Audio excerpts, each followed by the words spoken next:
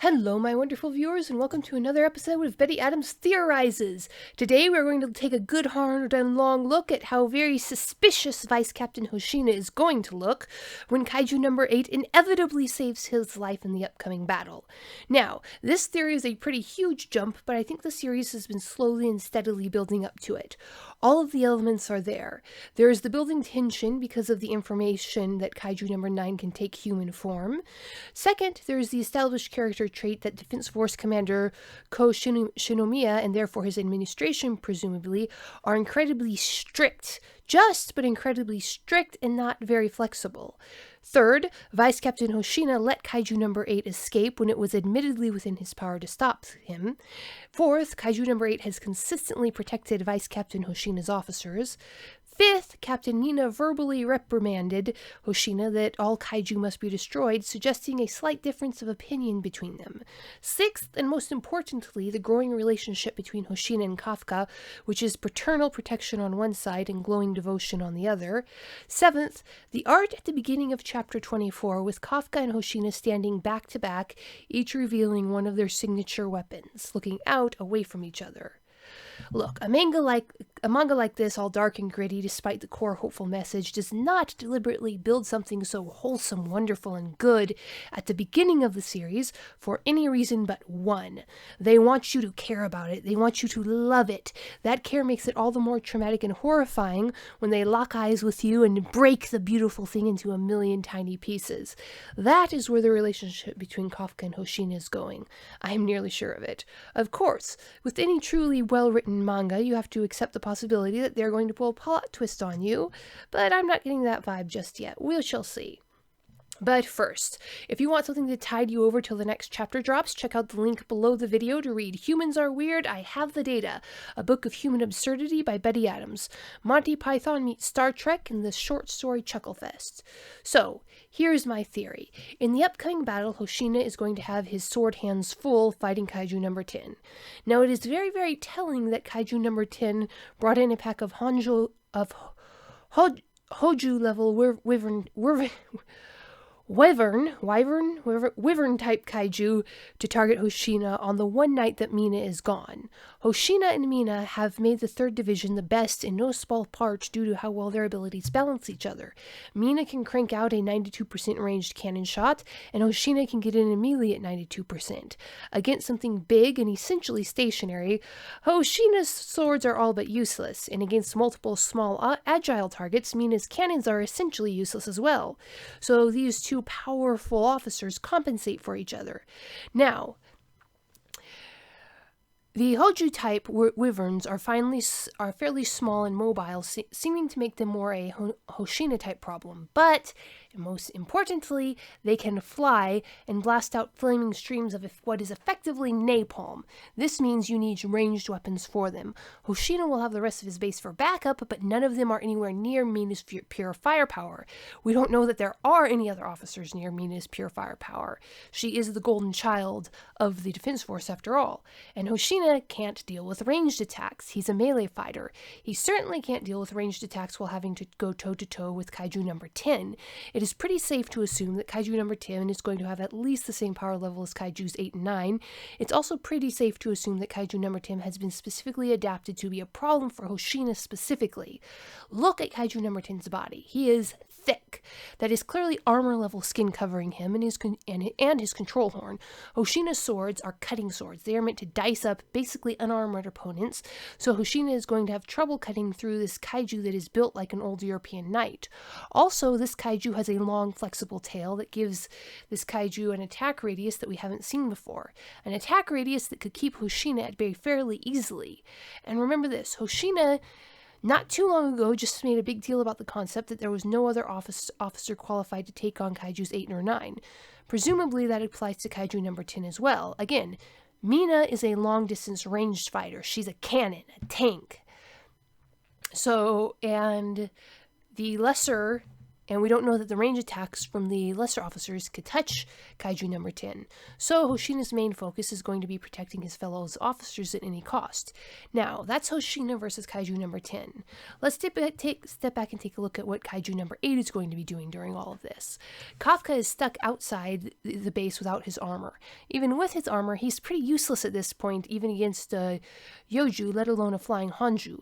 Kaiju number 8 can jump like mad, but jumping under these circumstances only means that he's hanging helpless in the air, making him a much better target for the wyvern types to fire at. Meanwhile, every other officer is more suited to take pot shots at the wyvern type Kaiju. The next big factor is the fact that Kafka is not only aware of this, he has accepted it and internalized it as part of his fighting style. He has devoted himself to providing backup rather than tooting his own horn. In the last chapter, he was also aglow with devotion to Hoshina and alight with a determination to serve Hoshina however possible. There's really only one way for the next chapter to go. First, Hoshina will lead Kaiju number 10 away from any of his precious officers and will attempt to subdue Kaiju number 10 on his own.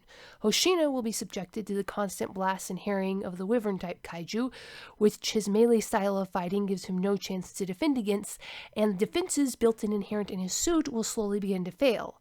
Kafka will be watching this from a distance, growing more and more concerned until he throws caution to the wind and transforms into Kaiju number 8.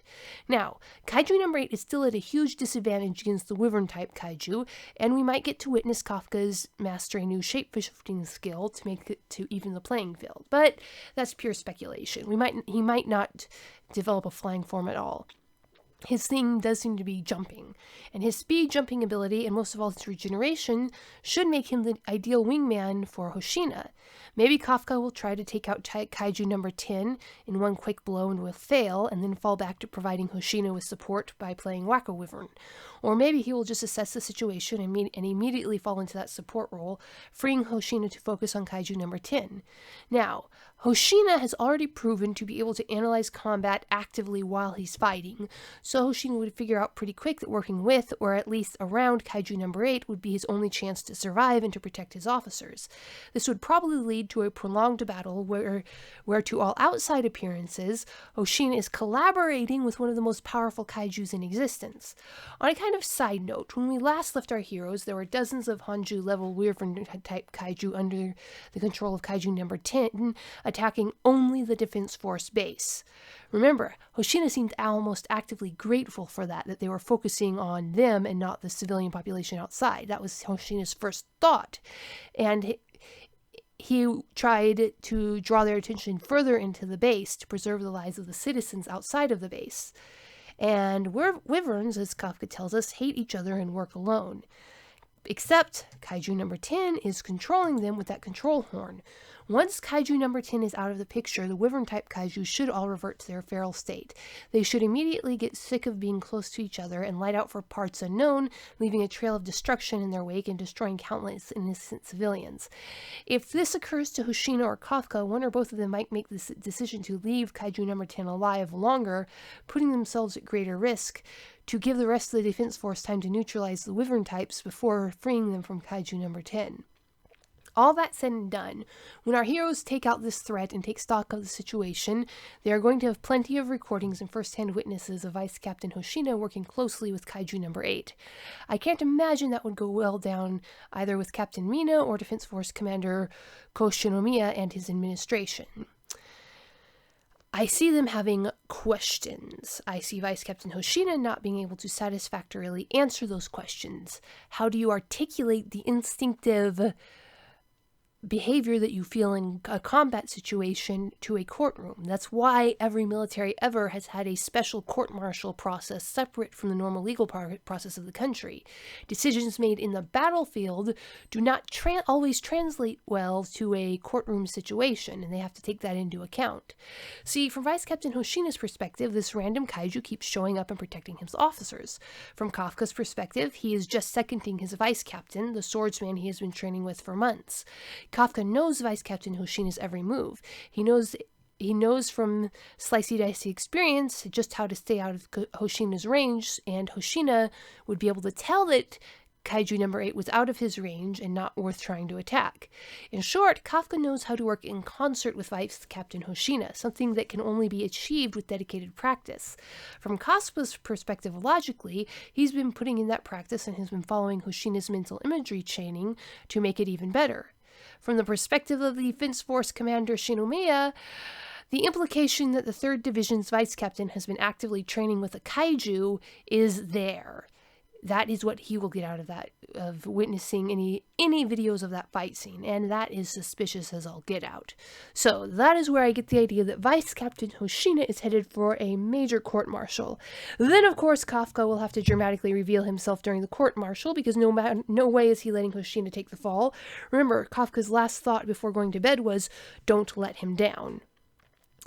Now, there's always a chance that Kafka's cover will just be totally blown in this attack. There's a chance that Hoshina will figure it out, or halfway figure it out, and Hoshina will be faced with the choice of whether or not to snitch on Kafka. But I think that a collaboration with Hoshina and then a dramatic disappearance are on the whole the most likely situation.